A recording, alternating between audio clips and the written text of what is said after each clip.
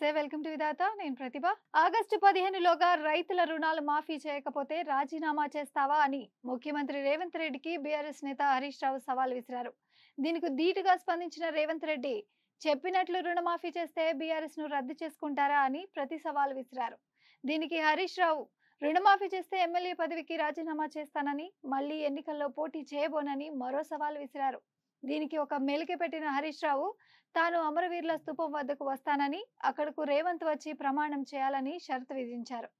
మరోవైపు బీఆర్ఎస్ 8 నుంచి 12 సీట్లు గెలిస్తే తన మంత్రి పదవికి రాజీనామా చేస్తానని మంత్రి కోమటిరెడ్డి వెంకటరెడ్డి సవాల్ విసిరారు. తానేమీ తక్కువ తినలేదంటూ బండి సంజయ్ ముందుకొచ్చారు. బీఆర్ఎస్ నేత వినోద్ కుమార్ గెలిస్తే తాను రాజకీయ సన్యాసం తీసుకుంటానని సవాల్ విసిరారు.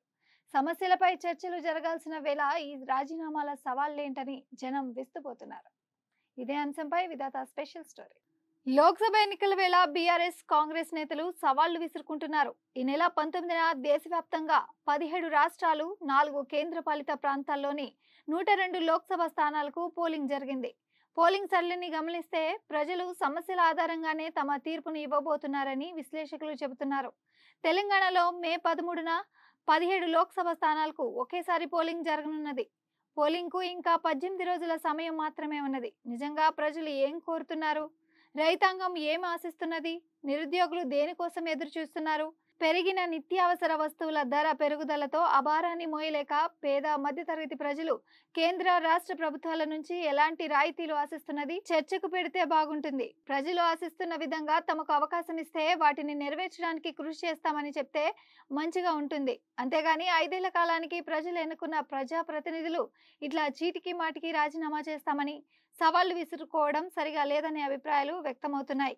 రాజీనామా అన్నది అంతిమాస్త్రంగా ఉండాలి. అంతేగాని ప్రతి అంశాన్ని రాజీనామాతో ముడిపెట్టి మాట్లాడడం అంటే సమస్యలను పక్కతో పట్టించడం లేదా పారిపోవడంగానే భావించాల్సి ఉంటుందని స్పష్టం చేస్తున్నారు. ఇప్పుడు జరుగుతున్నది లోక్సభ ఎన్నికలు. కేంద్రంలో ఏ కూటమి అధికారంలోకి రావాలనుకుంటున్నారో ప్రజలు ఇవ్వబోయే తీర్పు, రేపు కేంద్రంలో ఏ కూటమి అధికారంలోకి వచ్చినా కేంద్ర రాష్ట్ర ప్రభుత్వాలు సమాఖ్య స్ఫూర్తితో కలిసి పనిచేస్తే, రేపు కేంద్రంలో ఏ కూటమి అధికారంలోకి వచ్చినా కేంద్ర రాష్ట్ర ప్రభుత్వాలు సమాఖ్య స్ఫూర్తితో కలిసి పనిచేస్తే ప్రజా సమస్యలు అనేకం పరిష్కారానికి నోచుకుంటాయి.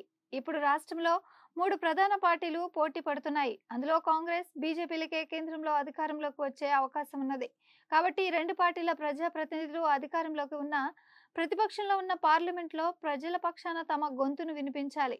బీఆర్ఎస్ చెబుతున్నట్టు కేంద్రంలో ఈసారి ఏ పార్టీకి మెజార్టీ రాకపోతే ప్రాంతీయ పార్టీల మద్దతే కీలకం అవుతుందని భావిస్తే వాళ్లకు రాష్ట్ర ప్రయోజనాలు, హక్కుల సాధన కోసం పనిచేసే అవకాశం ఉంటుంది.